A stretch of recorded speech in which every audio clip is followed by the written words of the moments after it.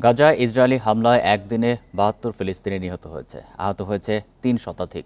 নিহতদের মধ্যে ১৬ জন ত্রাণপ্রত্যাশী রয়েছেন।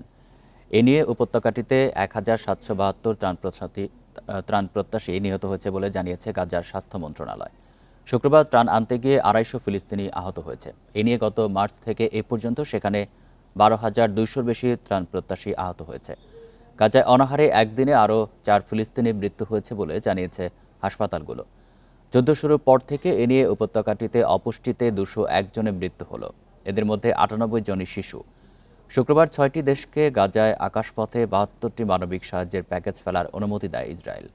যুদ্ধ শুরুর পর থেকে এ পর্যন্ত গাজায় হামলা চালিয়ে ৬১,৩০০-র বেশি ফিলিস্তিনিকে হত্যা করেছে ইসরায়েল।